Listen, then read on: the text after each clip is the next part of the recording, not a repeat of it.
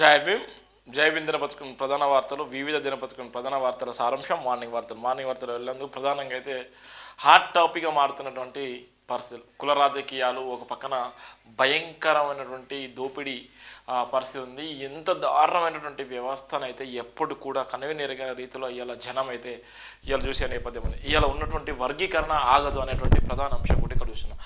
వర్గీకరణ అనే అంశము ఇప్పటి నుంచి మొదలైంది కాదు. వర్గీకరణ అనేటువంటి అంశము గత 30 సంవత్సరాల నుంచి సుదీర్ఘంగా ఎన్నో ఏళ్ళ నుంచి ఎంతోమంది ప్రాణత్యాగం చేసినటువంటి సందర్భాలు కూడా ఉన్నాయి. ఎంతోమంది ప్రాణత్యాగం చేసి ఏబిసిడి అనేటువంటి వర్గీకరణ అనే అంశాన్ని తెరపై తీసుకొచ్చి ఇవాళ 30 సంవత్సరాల నుంచి సుదీర్ఘ పోరాటం చేస్తున్నటువంటి ఏకైక సంఘం ఏదైనా ఉన్నా అంటే ఎంఆర్పిఎస్ సంఘం. ఆ సంఘం ఎక్కడ పుట్టింది, ఎలా పుట్టింది అనేటువంటిది కూడా ప్రధానంగా ఇక్కడ చెప్పేటువంటి ప్రయత్నం చేస్తాను. ఎందుకోసం అంటే ఇలా ఎంఆర్పిఎస్ మీద చాలామంది అవాకులు చెవాకులు పెడుతుంది. ఇలా ఉన్నటువంటి చాలామంది మేధావులు ఒక పక్కన మాదిగలు అందరూ సమానం చెప్పుకుంటున్నారు, మరో పక్కన మాదిగల మీద విషయం కప్పుతున్నారు, ఇంకో పక్కన మాదిగలు కూడా మాలల మీద విషయం కప్పుతున్నారు. ఇక్కడ విషయం కక్కడం కోసం ఏబిసిడి వర్గీకరణ ఏర్పడలేదు. ఇక్కడ ఒకరి మీద ఒకరు విమర్శలు వేసుకోవడం కోసం కాదు. ఏబిసిడి అనేది అంశం ఏబిసిడి అనేటువంటి అంశం ఏబిసిడి ఇది ఇప్పటి నుంచి కాదు. ఏబిసిడి అనేటువంటి అంశం ఇది ఇప్పటి నుంచి వచ్చినటువంటి కాదు. ఇది గత 30 సంవత్సరాలు ఉంటుంది. సుమారుగా 30 సంవత్సరాల నుంచి ఇది 30 సంవత్సరాల నుంచి సుదీర్ఘ పోరాటం. ఎంఆర్పిఎస్ అనేది 30 సంవత్సరాల సుదీర్ఘ పోరాటం. ఇది కొంతమందితో మొదలై ఈరోజు లక్షలాది మందికి ఇది గుండె చప్పుడుగా ఉన్నటువంటి ఒక బలమైనటువంటి నినాదం అయిపోయింది. ఈరోజు ఇవాళ ఒకనొక సందర్భంలో మాదిగ అని చెప్పుకోవడానికి ఇబ్బంది పడ్డటువంటి ఈ మాదిగ జాతి, మాదిగ కులం, ఈ మాదిగ అని చెప్పడానికి కూడా ఇబ్బంది పడ్డటువంటి అనేకమైనటువంటి సందర్భంలో కనీసం కులం పేరు చెప్పడానికి కూడా ముందుకు రానటువంటి తరుణంలో, కులం పేరు కూడా చెప్పుకోలేనటువంటి దౌర్భాగ్యమైనటువంటి స్థితిలో ఇవాళ ఉన్నటువంటి రెడ్డి అని గర్వంగా చెప్పుకుంటాడు. రెడ్డి నేను ఓసీని, నేను బీసీని, నేను గౌడ్ను, నేను ఇంకా అగ్రవర్ణాలకు సంబంధించి మున్నూరు కాపును నేను అని వాడు గర్వంగా చెప్పుకుంటాడు. ఇక్కడ ఉన్నటువంటి బీసీలకు వాళ్ళ ట్యాగ్ ఉంటే వాళ్ళు చెప్పుకుంటారు, రెడ్డిలని పక్కా చెప్పుకుంటారు. ఇక్కడ మున్నూరు కాపులు ఉంటే మున్నూరు కాపు అని గర్వంగా చెప్పుకుంటారు, పటేల్ అని చెప్పుకుంటారు. ఇక్కడ మాత్రం ఎస్సీ వరకు వచ్చేసరికి మీరు ఏం కులం అంటే ఎస్సీలో చెప్పుకోవడానికి కూడా సిగ్గుపడ్డటువంటి కులాలు 59 కులాల్లో ఈ కులంలో బలమైనటువంటి కులంగా ఉన్నటువంటి మాదిగ కులానికి చెప్పడానికి కూడా సిగ్గుపడ్డటువంటి రోజులు. ఈరోజు ఏబిసిడి అనేటువంటి ఒక అంశం వచ్చిన తర్వాత, నేను మాదిగను గర్వంగా చెప్పుకుంటున్నారు. ఇలా గర్వంగా నేను మాదిగ జాతికి పుట్టిన వ్యక్తిని, నేను మాదిగ కులానికి పుట్టిన వ్యక్తిని అని ఇలా గర్వంగా చెప్పుకుంటున్నారు. ఇవాళ అలానే ఉన్నటువంటి ఏబిసిడి అనేటువంటి అంశం వచ్చిన తర్వాత ఉన్నటువంటి 59 ఉపకులాలు ఏవైతే ఉన్నాయో ఈ 59 ఉపకులాలు కూడా నేను ఎస్సీ మాల, నేను ఎస్సీ బైండ్ల, నేను ఎస్సీ బుడగజంగాల అని ఇవన్నీ కూడా చెప్పుకుంటున్నారంటే దానికి కారణము మందకృష్ణ మాదిగ ఏబిసిడి అనేటువంటి ఒక అంశాన్ని తెరపై తీసుకొచ్చిన తర్వాతనే, ఏబిసిడి అనేటువంటి అంశం తెరపై తీసుకొచ్చిన తర్వాతనే ఇవాళ ఉన్నటువంటి ఇక్కడ ఉన్నటువంటి కులాలు నేను ఎస్సీ మాల సబ్ క్యాస్ట్ కిందకి వస్తాను, నేను ఎస్సీ బుడగ జంగాల కిందకి వస్తాను, నేను బైండ్ల ఎస్సీ కమ్యూనిటీ కిందకి వస్తాను, నేను ఉన్నటువంటి వేరేగా సంబంధించినటువంటి దాని ఉపకులాలు ఆ కులాల ఆధారంగానే మాకు ఏబిసిడి అని ఉన్నది. ఈ ఏబిసిడి వలన 59 కులాల్లో నాదో కులం అని చెప్పుకోవడానికి ఇవాళ ఐడెంటిఫై చేసిందంటే మందకృష్ణ మాదిగ. ఒకానొక సందర్భంలో ఈ కులాలు అనేది ఎవరికి కూడా అర్థం కాలేదు. ఈ కులాలు అర్థం కాక ఇప్పటి కూడా తలలు పట్టుకున్నటువంటి వ్యక్తులు చాలామంది ఉన్నారు. ఇలా చాలా మంది కులాలు, అనేక రకాలుగా ఉన్నటువంటి కులాలు నన్ను అడుగుతా అంటారు, శివ మీది ఏం కులము, దీంట్లో ఎస్సీలో మీది ఏం కులము, ఎస్సీలో సబ్ క్యాస్ట్ ఏంటి అని అడిగేటువంటి చాలామంది ఉన్నారు. ఇవాళ ఉన్నటువంటి సబ్ క్యాస్టులు రావడానికి కారణం కూడా మందకృష్ణ మాదిగనే. ఈ సబ్ క్యాస్టుల వల్లనే మనుషులు ఏ విధంగా ఉన్నారు, ఏ జనాభా ఏ విధంగా ఉందో చెప్పడానికి కూడా ఆయన పెట్టిందే.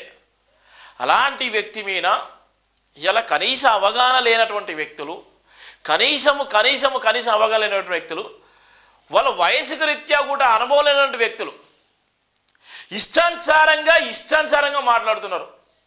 నిజంగా మాదిగలు అనుకుంటే దేనికి వెనకాడరు, కొట్లాటకు వెనకాడరు, దౌర్జన్యానికి వెనకాడరు, సావు బతుకుల మధ్యలో వెనకాడరు, ఇలా సాయం చేయడంలో వెనకాడరు. ఆత్మగౌరవం కోసం నిలబడేటువంటి వ్యక్తులు మాదిగలు. కానీ ఇవాళ మాదిగలు కొట్లాట పెట్టుకొని ఇవాళ అగ్రవర్ణాలకు మళ్ళా మీరు రాజ్యాధికారం తీసుకోండి, బాబాసాహెబ్ అంబేద్కర్ రాజ్యాంగానికి ప్రమాదం ఉందని ప్రమాదం చేసేటువంటి వ్యక్తులతో కూడా ఇవాళ సంబరాలు చేసుకొని ఇవాళ మేము దర్జాగా ఉంటాం, మేము భజన చేసుకుంటాం, ఇవాళ మా అస్తిత్వం కాపాడుకుంటాం, కానీ మనం అన్నదమ్ములాగా మనము మాత్రం ఉండొద్దు అని మనం చెప్పుకుంటారు. ఇవాళ ఉన్నటువంటి 59 ఉపకులాల్లో చాలామంది ఇవాళ ఇంటర్ కాస్ట్ మ్యారేజ్ చేసుకున్నటువంటి వ్యక్తులు. ఈ 59 ఉపకులాల్లో కులంతర వివాహాలు చేసుకున్నటువంటి చాలా బడా నేతలు. ఎస్సీ మాల సామాజిక వర్గం తీసుకున్నట్టయితే ఇవాళ వివేక్ వెంకటస్వామి వాళ్ళ భార్యలు ఎక్కంచెలు వాళ్ళు బ్రాహ్మణ్స్, వాళ్ళందరూ కూడా బ్రాహ్మణ్సే. వాళ్ళు బ్రాహ్మణ్స్, అన్న బ్రాహ్మణామని చేసుకున్నాడు, తమ్ముడు కూడా బ్రాహ్మణామనే చేసుకున్నాడు. మరి ఎక్కడెక్కడ ఎస్సీ సామాజిక వర్గానికి ఎక్కడ న్యాయం జరుగుతుంది?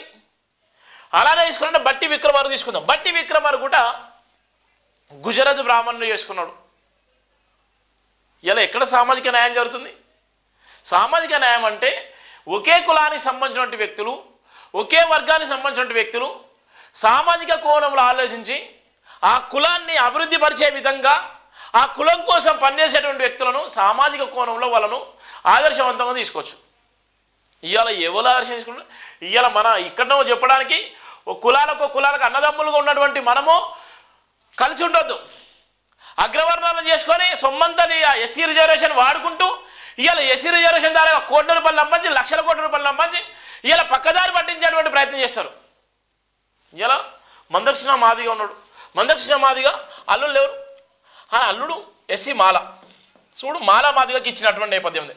ఇక్కడ మాదిగా మాల అనేది ఇద్దరు అన్నదమ్ములుగా ఉండాలి, మరి ఇద్దరం కుటుంబ సభ్యులు అన్న ఉద్దేశంతో ఆయన మళ్ళీ మాలకే ఇచ్చిండు. ఆయన అల్లుడు మాలనే, ఆయన మాదిగా.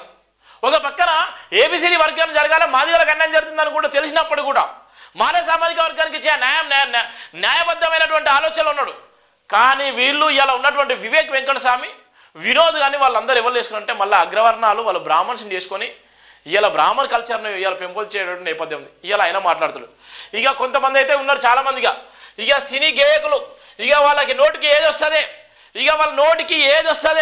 ఇవాళ అనేకమైనటువంటి సంఘాల పేరుతో ఇష్టానుసారంగా మాట్లాడతారు. కొంతనన్నా ఉండాలి. మనం మాట్లాడేటప్పుడు ఎవరు పడితే వాళ్ళందరూ చూస్తున్నారు కదా, ఇష్టానుసారంగా మాట్లాడతారు. మేము చూస్తే మాకు డబ్బులు వస్తాయి, ఇవాళ వీసి పెరుగుతాయి, మేము ఇష్టానుసారంగా మాట్లాడితే మమ్మల్ని ఈ పబ్లిక్లో మాకు ఒక పేరు ఉంటుంది, మాకు పలుకుబడి వస్తుంది, దీనివల్ల మమ్మల్ని ఇష్టపడ్డ వాళ్ళు మనకు ఫేబ్యాక్ సొసైటీ ఫుల్గా చేస్తారు, దానివల్ల మేము గళ్ళ ఎగరేసుకొని తిరగచ్చు అనేటువంటి చాలామంది ఉన్నారు. కొంత గుండె మీద చేసుకొని చెప్పాలి. ఇలా మనధర్మం మనల్ని ఇబ్బంది పెడితే మనధర్మం మీద మాట్లాడడానికి మీకు నోరుండదు. ఒక పక్కన మనధర్మము ఎస్సీ అన్నటువంటి ఏబిసిడి అనేటువంటి అంశాన్ని పక్కన పెట్టి ఎస్సీ ఎస్టీ యాక్ట్ని మొత్తం నీరుగారు చేసే కుట్రలు వేస్తే, ఎస్సీ ఎస్టీ అనే యాక్ట్ను మొత్తం తీసేస్తే, ఎస్సీలను నిజంగా వీళ్ళను ఇంకా భయంకరమైన పరిస్థితులకు నెట్టేటువంటి పరిస్థితి చేస్తే, ఎస్సీ ఎస్టీ యాక్టు బలంగా ఉండాలి, నిలబడాలి. దానివల్లనే ఇలా మన 59 కులాలు ఉన్నాయి, 59 కులాలకు న్యాయం జరగాలని కొట్లాడిన వ్యక్తి ఎవరంటే ఏబిసిడి వర్గన్న వ్యవస్థాపక అధ్యక్షులు మందకృష్ణ మాది గారు. మరి అప్పుడు ఎందుకు మాట్లాడలేకపోయారు? ఇలా కులాల మధ్య చిచ్చు పెట్టుకుంటూ, కులాల కోసం పుట్టినట్టుగా కులాల మధ్యలో ఇలా వైరుధ్యం పెట్టుకొని ఇలా నోరు బారేసుకొని ఇష్టానుసారంగా మాట్లాడుతున్నారు. ఒక్కసారన్నా చిత్తశుద్ధి ఉండాలి. ఏ సామాజిక కోణం నుంచి వచ్చినా ఏ సామాజిక కోణంలో ఉన్నటువంటి కులాలు ఆర్థికంగా అభివృద్ధి చెందాలి. ఇవాళ ఉన్నటువంటి 59 ఉపకులాలు ఒకనొక సందర్భంలో మాదిగాని చెప్పడానికి కూడా భయపడ్డటువంటి కులాలు ఈరోజు గర్వంగా నేను మాదిగాని చెప్పుకునేటువంటి స్థాయికి వచ్చిందంటే దానికి కారణం మందకృష్ణ మాదిగ. ఇవాళ ఎస్సీ మాలలో ఉన్నటువంటి కులాలు కూడా ఎస్సీ మాలని ఇలా గర్వంగా చెప్పుకొని చలో మాల హైదరాబాద్ అని చెప్పడానికి గర్వంగా చెప్పుకునే కారణం ఏమంటే మందకృష్ణ మాదిగే కదా. ఈరోజు మాలలో అని మాల అని చెప్పుకోవడానికి, నేను మాలని గల్ల ఎగరేసుకొని చెప్పడానికి కూడా మందకృష్ణ మాదిగనే కదా. ఇవాళ 59 ఉపకులాలని బేడపుడుగా జంగాలని చెప్పడానికి కూడా మందకృష్ణ మాదిగనే కదా. ఇవాళ ప్రతి కులాన్ని ఐడెంటిఫై చేసుకోవడానికి కారణం మందకృష్ణ మాదిగ కదా. గైనమైన మనం మాట్లాడుతున్నాం, ఎవరి గురించి మాట్లాడుతున్నాం, ఎవరి లబ్ధి కోసం మాట్లాడుతున్నాం, ఒక్కసారి ఆత్మ పరిశీలన చేసుకోవాలి. ఒక వ్యక్తి మీద మనం మాట్లాడేటప్పుడు వాళ్ళ మీద మొత్తం స్టడీ చేసి వాళ్ళ గురించి తెలుసుకొని వాళ్ళ స్థితిగతులను తెలుసుకొని లోతుగా అధ్యయనం చేసి వాళ్ళ గురించి పూర్వపు ఆలోచన విధానం తెలుసుకొని ఎంతవరకు నిజం ఉంది ఎంతవరకు అబద్ధం ఉందని స్టడీ చేసిన తర్వాత అప్పుడు నువ్వు నీ ఇష్టానుసారంగా మాట్లాడచ్చు. మేము ఒక వార్త రాసేటప్పుడు 100కు 100 సార్లు నేను అనాలిసిస్ చేస్తాను. ఒక నైట్ అంతా 2-3 గంటల దాకా ఒక వార్తను రాసేటప్పుడు దాని గురించి ఎంతో మేధమదనం అంతా దాని గురించి తెలుసుకునేటువంటి ప్రయత్నం చేస్తాను. నాకు నచ్చినటువంటి విధంగా రాయడానికి నేను అస్సలుగా ముందు వెనకాడబోను. కానీ తెలుసుకున్న తర్వాత అదే విధంగా రాస్తాను. ఒక వార్తను రాయాలంటే అంత ఆలస్యం, ఎనాలిసిస్ చేస్తాం, దాని గురించి తెలియని విషయాలను కూడా తెలుసుకుంటాం, సమాచారం తెప్పించుకుంటాం. లేకపోతే అంటే సమాచారం మాకు అర్థం కాకపోతే ఒక రోజంతా ఆపుతాం. కానీ తెలుసుకున్నాకనే రాస్తాం. కానీ మీరు ఎందుకోసం చేస్తున్నాం? మనం ఏ లబ్ధి కోసం చేస్తున్నాం? బాబాసాహెబ్ అంబేద్కర్ గారు కళలు అవేనా? బాబాసాహెబ్ అంబేద్కర్ గారు కోరుకున్న సిద్ధాంతం అదేనా? బాబాసాహెబ్ అంబేద్కర్ గారి ఆలోచన విధానం అదేనా? బాబాసాహెబ్ అంబేద్కర్ గారు ఏ విధంగా కష్టపడ్డాడు, ఏ విధంగా ఇబ్బంది పడ్డాడు, ఇలా చాలా వరకు మాట్లాడుతున్నారు. ఈయన ఇక్కడ చెప్తున్నాడు, అందుకోసమే వర్గీకరణ ఆగదు, నాడు రాజ్యాంగ రచన ఆగలే, ఇది ఎంత అనేటువంటి ప్రయత్నం ఉంది. మంచోడికి సాహసం. ఇవాళ గుర్తుపెట్టుకోండి, పిల్లిని ఇంట్లో తోలు కొడితే అది పులవుతుంది. పిల్లిని ఇంట్లో తోలు కొడితే అది పులవుతుంది. పులిని మనం చేయొద్దు. అందుకోసమే మనుషులారా, మానవ మనుషులారా బతికేద్దాం. ఎవరి జనాభా తమాష ప్రకారం వాళ్ళు మంచుకోండి. ఇక్కడ ఉద్యోగాలు వేసో ఇవాళ ఉన్నటువంటి కొట్లాడే రోడ్ల మీదకి వచ్చి తన్నుల పడి ఇబ్బందుల పడి జైల్లో పాలయ్యేటువంటి ఎవరు కూడా నిజంగా ఏబిసిడి వర్గీకరణ లాభం పొందిన వాళ్ళు ఎవరు లేరు. ఇవాళ మీరు కొట్టుకొని ఇవాళ ఆర్థికంగా ఇబ్బందులు పడ్డటువంటి కుటుంబాలు కూడా ఎవ్వి కూడా బాగుపడలేదు. ఇవాళ ఉన్నటువంటి ఏబిసిడి వర్గీకరణ కోసం కానీ లేకపోతే ఏబిసిడి వర్గీకరణ జరగొద్దని అడ్డుకున్నటువంటి వ్యక్తులు కూడా ఎవరైతే ఇలా వేల మంది రోడ్ల మీదకి వచ్చిలో మీరు ఎవ్వరు బాగుపడరు. ఎవరైతే ఈ కార్యనిర్వహణ చేస్తున్నారో వాళ్ళు మాత్రమే బాగుపడతారు. మిగతా కులాలు ఎవరు కూడా బాగుపడరు. ఇలా ఉన్నటువంటి 75 ఏళ్ళ స్వతంత్ర భారతంలో ఎన్నో కోట్ల రూపాయలు, ఇలా వేల లక్షల కోట్ల రూపాయలు ఇలా బడ్జెట్ పెట్టిన, మరి లక్షల కోట్ల మంది ఇలా ఆర్థికంగా ఎదగాలి కదా, మరి ఎందుకు ఎదగదు? కనీసం గూడు లేనటువంటి కుటుంబాలు కూడా వేల లక్షల కుటుంబాలు ఉన్నాయి. మరి ఎందుకు బాబాలేకపోతున్నారు అంటే ఇవాళ కొంతమంది లబ్ధి పొందుతారు. అందుకోసమే ఇవాళ వర్గీకరణ ఆగదు, నాడు రాజ్యాంగ రచనలే ఆగలే, ఇది అంతే. మాలల్లో మనువాదులు పెరిగిపోయిండ్రు. లీడర్లు మా వన్ సైడ్ లవ్ పనిచేయదు. 30 ఏళ్ళుగా నాది నల్ల కండువనే, నువ్వు 3 కండువలు మార్చినవు. ఆ పార్టీలన్నీ వర్గీకరణకు అనుకూలమే. ఏ పార్టీలో ఉంటావో నువ్వే తెలుసుకో. ఎంఆర్పిఎస్ అధినేత మందకృష్ణ మాదిగా హెచ్చరించిన ఆయన 3 పార్టీలు మారిండు. మరి ఆయన 3 పార్టీలు మారినప్పుడు ఒక్కరన్నా నిజంగా అన్నారా? బీజేపీ నుంచి పోయిండు, బీజేపీ నుంచి ఉండి కోట్ల రూపాయలు సంపాదించుకుంటూ కోట్ల రూపాయలు నిలబెట్టుకున్నాడు. బీఆర్ఎస్లోకి వచ్చిన తర్వాత తండ్రి విగ్రహం పెట్టించిండు ట్యాంక్ బండ్ మీద. తండ్రి విగ్రహం పెట్టిన తర్వాత ఇప్పుడు కాంగ్రెస్లోకి వచ్చిన తర్వాత 3 పదవులు తీసుకున్నాడు. అది వివేక్ అన్నటువంటి ముసలి కన్నీరు. వివేక్ అన్నటువంటి ముసలి కన్నీరుకి వెనుక ఉన్నటువంటి ఒక పార్టీ, వెనుక ఉన్నటువంటి టీవీ ఛానల్ కోట్ల రూపాయలు, లక్షల కోట్ల రూపాయలు నిర్వహించుకున్నాయి. ఎక్కడి నుంచి వచ్చిన లక్షల కోట్ల రూపాయలు? గుడిసెల వెంకట స్వామికి గుడిసె లేకపోయా, లక్షల కోట్లు ఎక్కడి నుంచి వచ్చినాయి? గుడిసెల వెంకట స్వామి అనే పేరే ఉన్న తర్వాత గుడిసెల వెంకట స్వామికి కోట్ల రూపాయల విలువైనటువంటి భూములు ఎక్కడి నుంచి వచ్చినాయి?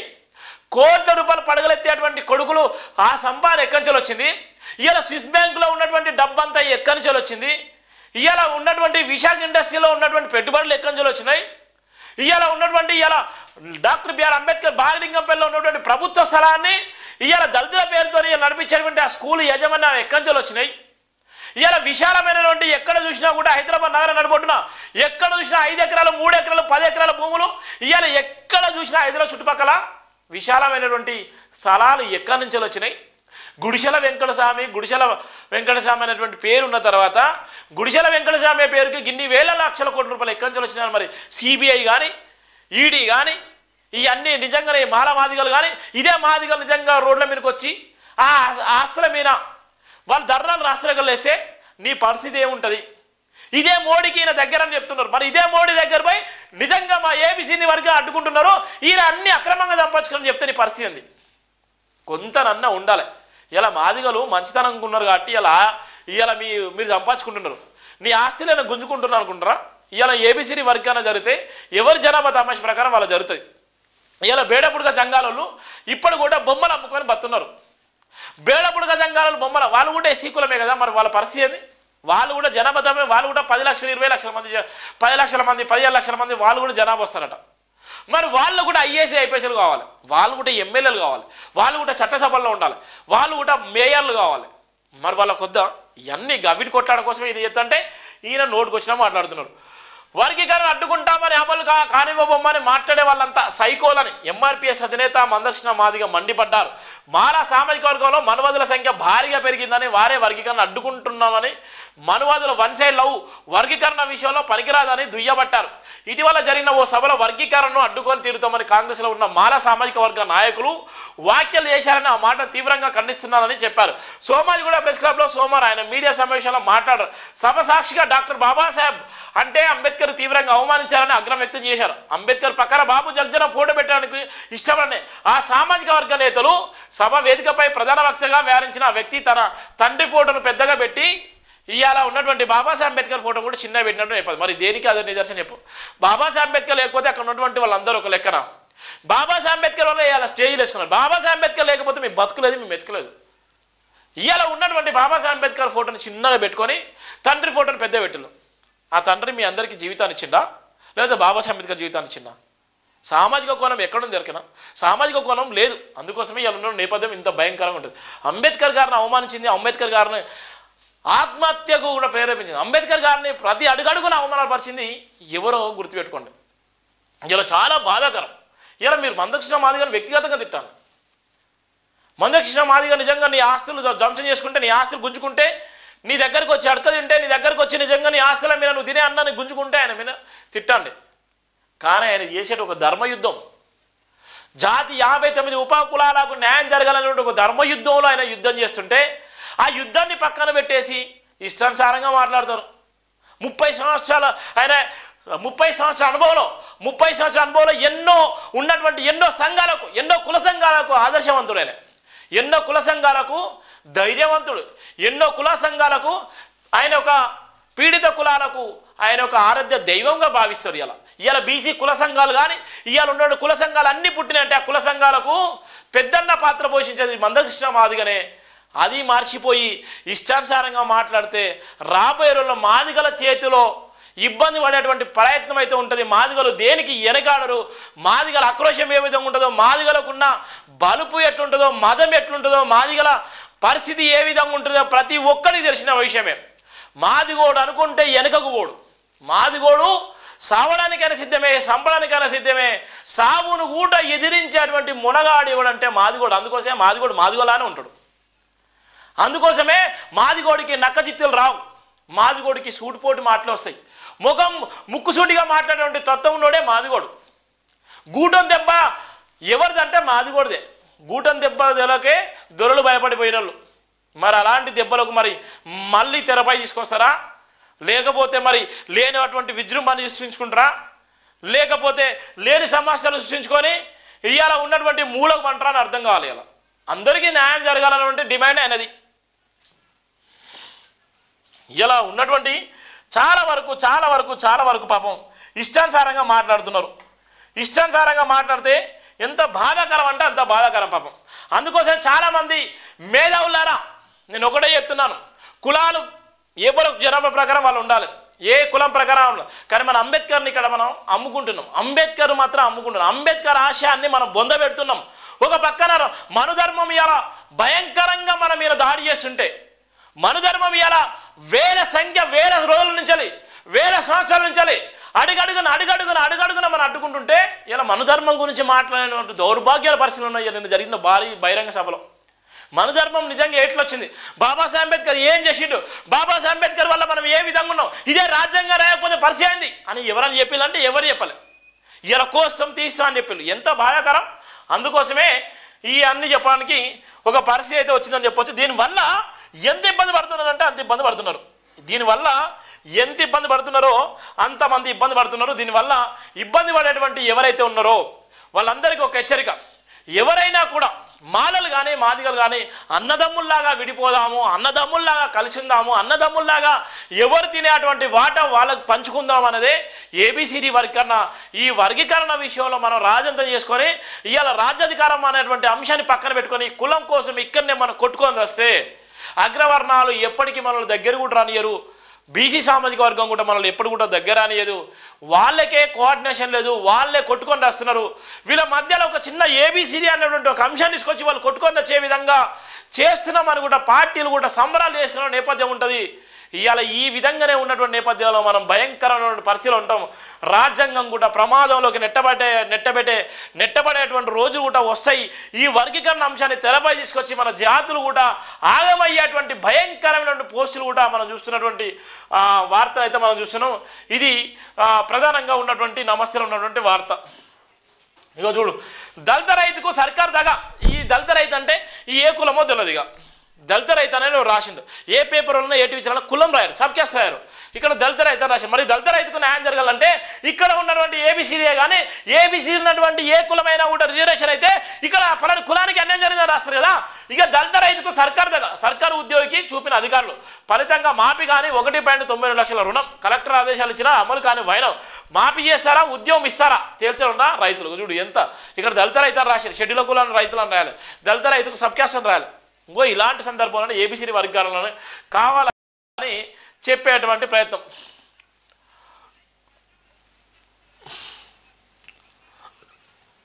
ఇంకో చూడు ఎట్లుందో గురుకుల బాటలో భాగంగా విద్యార్థుల సమస్యలు తెలుసుకునేందుకు గోదావరి కానీ మైనార్టీ పాఠశాల వెళ్ళిన మాజీ ఎమ్మెల్యే కొరుకంటి చంద్ర నేతృత్వంలో బీఆర్ఎస్ బృందం అడ్డుకొని గేటుకు తాళాలు వేసిన గురుకుల సిబ్బంది. ఎంత దారుణం!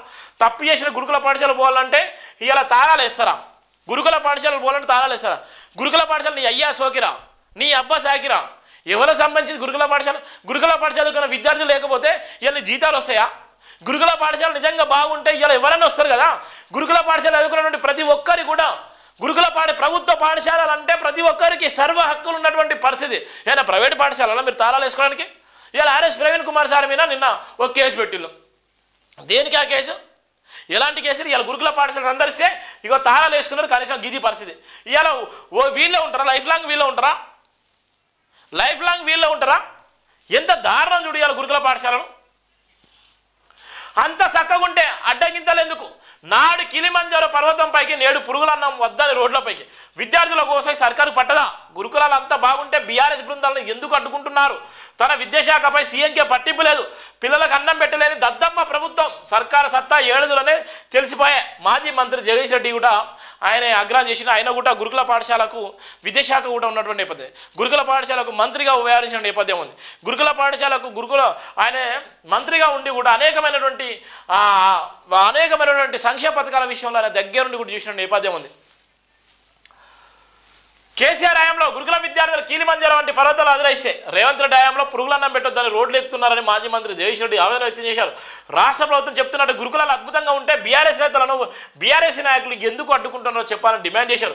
మాజీ ఎంపీ బాలకృష్ణ బీఆర్ఎస్ రాష్ట్ర అధ్యక్షుడు గెల్ల శ్రీనివాస్ యాదవ్తో కలిసి సోమవారం ఆయన మీడియా సమావేశంలో ఆయన మాట్లాడినటువంటి సందర్భాలు కూడా మనం చూస్తున్నాం. ఇది ఉన్నటువంటి ప్రధాన వార్తకు. ఆత్మీయ సత్కారం 25 ఏళ్ళ దోస్తానం.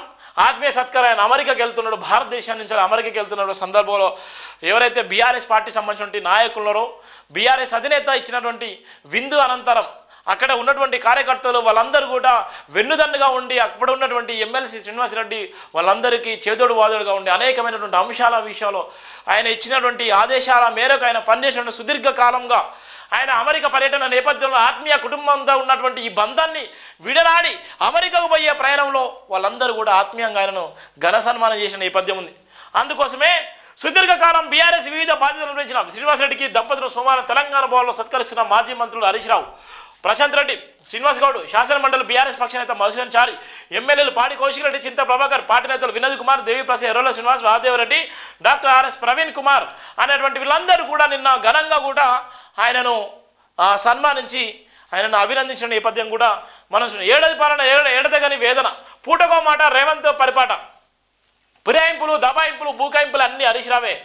ప్రజాపాలనని కంచెల పాలన తెచ్చిండు. ప్రజాపక్షంలో ఒక మాట ఇప్పుడు ఒక మాట, మోసం చేయడమే ముఖ్యమంత్రి నైజం, ఎగవేసుడు రేవంత్ రెడ్డి పాలన విధానం, సర్కార్ తప్పులను ప్రశ్నించిన సోషల్ మీడియాలో పోస్టులు పెట్టిన కేసులే, లఘుచలను రణరంగంగా మార్చింది సర్కారే, అర్ధరాత్రి వేళ ఆడబిడ్డలపై దస్టికాలు హరీష్ రావు, ఒకే విషయం రాత్రి ఓ మాట తెల్లారి మరో మాట మాటలు సీఎం రేవంత్ రెడ్డి తనకు తనే సాటి అని ఈ సబ్జెక్టులో ఆయనకు పిహెచ్డీ ఇవ్వొచ్చని మాజీ మంత్రి హరీష్ రావు ఎద్దో చేశారు.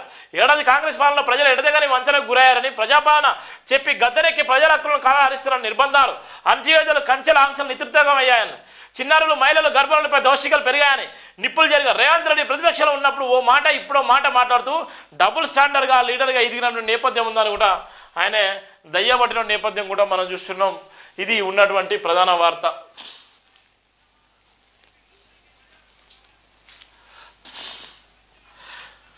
జైభీంలో ఉన్నటువంటి ప్రధాన వార్త. వెక్కిరింతల అవమానాలు వెక్కి వెక్కి ఏడుస్తున్నాయి. ఆశల పల్లెకి ఆశలను కోరని దివ్యాంగుల గట్టి వాళ్ళు అని ఎదురు దెబ్బలు తిన్నా తిరిగి కొట్టలేరు. సంవత్సరం గడుస్తున్నా దివ్యాంగుల అభివృద్ధికి దిక్కు లేదు. దివ్యాంగుల బతుకు బాధలు ప్రభుత్వానికి పట్టవా? దివ్యాంగుల నిశ్చయాలు ఉంటారే కానీ నింగరాశల స్వచ్ఛమైన మనసున్నోళ్ళు అధికారులు యదమార్చారా? ప్రభుత్వం విడమరుస్తుందా? దివ్యాంగుల అభివృద్ధి అనే మాట సంవత్సర కాలం పాటు ఎక్కడ వినబడలేదు. జనజీవనానికి దూరం పెట్టి చూస్తున్న జగత్ సృష్టిని తప్పుపట్టడమే. సంక్షేమ అభివృద్ధి ఏం చేయబోతున్నారు? ఇకనైనా తీర్చండి. శ్రీకంచారి ఆత్మసాక్షిగా అడుగుతున్నాం. దివ్యాంగులకు మేలు జరుగుతుందా లేదా? ఎన్నికల వేళ ఎగబడ్డారు. ఎన్నికలు అయ్యాక చీరించుకుంటున్నారు. అంధకార శక్తులతో పోరాడలేక అగమవుతున్నారు. వెంటబడి వేధించే వాళ్ళు ఎక్కువయ్యారు తప్ప సాయం చేసే వాళ్ళు ఎక్కడ కూడా లేరు. సీఎం స్పందించాలి. దివ్యాంగులకు మేలు చేయాలి. డాక్టర్ బరిగల శివ ఇక్కడ ఉన్నటువంటి పాపం దివ్యాంగులు వాళ్ళ పరిస్థితి ఇప్పటికి కూడా సంవత్సరం. ఇలా దివ్యాంగుల దినోత్సవం సందర్భంగా వాళ్ళకి అద్భుతమైనటువంటి వార్తను జైభీం దినపత్రిక రాయడం జరిగింది. ప్రతి ఒక్కరి గోడు ప్రతి ఒక్కరి ఉన్నటువంటి ఆలోచన విధానాన్ని ప్రతి ఒక్కరి జీవితాలను మొదటి నుంచి చూసినటువంటి వ్యక్తిగా ఇలా ప్రతి ఒక్కరు బాగుండాలి. సామాజిక కోణాలు అందరూ కూడా సామాజిక పరంగా అందరూ బలంగా ఉండాలి. ఆర్థికంగా ఎదగాలి. ఈ కరోనా లాంటి విపత్కరమైన సమయంలో ఎందరో లక్షలాది ప్రాణాలు కాలగర్భంలో కలిసిపోయినటువంటి నేపథ్యంలో అలాంటి పరిస్థితులు రావద్దు. ఈ పాపము రోజులు రావద్దు. మంచి రోజులు రావాలని చెప్పేదే జైభీం. అందుకోసమే అందరూ బాగుండాలని మొదటి నుంచి కోరుకున్నా కూడా జైభీం. అందుకోసమే బతుకు భారము చితికి స్నేహము. అందుకోసమే అన్నీ కూడా స్పష్టంగా సబ్ టైటిల్ పెట్టి రాయడం జరిగింది. ఇవాళ వాళ్ళకి ఇచ్చినటువంటి హామీలు ఇప్పటి కూడా అమలు కాలేదు. ఇలా ఉన్నటువంటి వికలాంగులు వాళ్ళు రోడ్ల మీదకి వచ్చి అడుక్కున్నటువంటి పరిస్థితి ఉంది. రోడ్ల మీదకి వచ్చి దీనమైనటువంటి స్థితిలో ఉండాల్సిన పరిస్థితి వచ్చింది. ఇవాళ ఎక్కడేసిన గొంగడు ఎక్కడ ఉంది. ఇవాళ ఉన్నటువంటి ఇవాళ వికలాంగుల్లో కూడా అత్యధికంగా చదువుకున్నటువంటి మేధావులు ఉన్నారు. ప్రొఫెసర్ స్థాయి ఉన్నటువంటి వ్యక్తులు ఉన్నారు. ఇవాళ ఉన్నటువంటి గవర్నమెంట్ ఎంప్లాయీస్ ఉన్నారు. ఇవాళ ఐఏఎస్ ఐపీఎస్ తయారు చేసేటువంటి వ్యక్తులు కూడా ఉన్నారు. వికలాంగుల ఆత్మశైర్యం ఇలా బలంగా ఉన్నప్పటికీ వాళ్ళకి రావాల్సిన వాటా వాళ్ళకి రావాల్సినటువంటి రిజర్వేషన్ ఇప్పటి కూడా రాష్ట్ర ప్రభుత్వం ఇవ్వలేనటువంటి దౌర్భాగ్యమైన స్థితిలో ఉంది. అందుకోసమే వాళ్ళ జనాభా తామసి ప్రకారం వాళ్ళకి రావాల్సిన వాటా ప్రకారం వాళ్ళకి రావాలని జైభీం దినపత్రిక మొదటి నుంచి కూడా ప్రయత్నం చేస్తూనే ఉంది. మొదటి నుంచి వాళ్ళ పక్షాన నిలబడుతూనే ఉంది. వాళ్ళకి రావాల్సినటువంటి వాటా వాళ్ళకి ఇవ్వకపోతే మీరు ఇచ్చినటువంటి హామీలు ఏ అయితే దివ్యాంగులకు ఇచ్చినటువంటి మీరు ఏ అయితే కాంగ్రెస్ మేనిఫెస్టోలో పెట్టినటువంటి ఏ అంశాలు ఉన్నాయో ఆ అంశాలను కూడా ఈ సందర్భంగా ఇవ్వాల్సిన బాధ్యత సీఎం రేవంత్ రెడ్డి పైన ఉంది. ఇవాళ కాలు రెక్కలు ఉన్నాడే అబద్ధాలు ఆడి కాలు రెక్కలు ఉన్నాడే తప్పుల మీద తప్పులు వేస్తే ఇవాళ దివ్యాంగులు ఏ తప్పులకు చేయమంటూ ఎక్కడ పోయి ఆడుకోమంటూ ఏం చేయమంటూ దివ్యాంగుల గోస ఇవాళ చెప్పలేనటువంటి గోస. దివ్యాంగులకు రావాల్సిన వాటా ఇవాళ ఇవ్వకపోతే అది పాపంగా పుట్టేటువంటి నేపథ్యం ఉంది. ఆ పాపం సొమ్ముగా పరిగణించేటువంటి నేపథ్యం ఉంటుంది. అందుకోసమే బతుకు భారము చితికి స్నేహం అనే నేపథ్యం కూడా మనం చూస్తున్నాం. ప్రొఫెసర్ శ్రీనివాసరావు పెదమల్ల విభాగాధిపతి పరిపాలన శాస్త్ర మానవ వనరుల నిర్వహణ విభాగం కాకతీయ యూనివర్సిటీ వరంగల్. ఒక్కసారి అతను మాట్లాడేటువంటి ప్రయత్నం చేద్దాం. ఏ విధంగా ఉంది దివ్యాంగుల పరిస్థితి? దివ్యాంగుల సందర్భంగా ఒక పక్కన రాష్ట్ర ప్రభుత్వం భయంకరంగా ఉన్నటువంటి నేపథ్యంలో మరో పక్కన వాళ్ళకు రావాల్సినటువంటి వాటా రాకుండా అడ్డుకున్నటువంటి నేపథ్యంలో ఒక్కసారి కాలేద్దాం. 98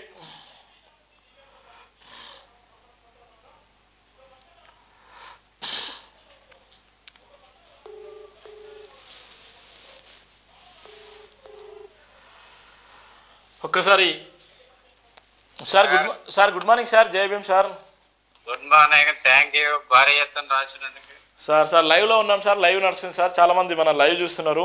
మీకు వికలాంగుల దినోత్సవ శుభాకాంక్షలు మీ అందరికీ. Thank you అనగారు. సార్ ఇక్కడ ఉన్నటువంటి నేపథ్యం ఏంటంటే ఇప్పుడు మనం ప్రధానంగా అయితే రాసినాం మీకు రావాల్సినటువంటి ఏదైతే గవర్నమెంట్ మేనిఫెస్టోలో పెట్టిందో మీకు రావాల్సినటువంటి జనాభా తామస ప్రకారం మీకు రావాల్సినటువంటి రిజర్వేషన్లు కూడా మీకు రావాలి.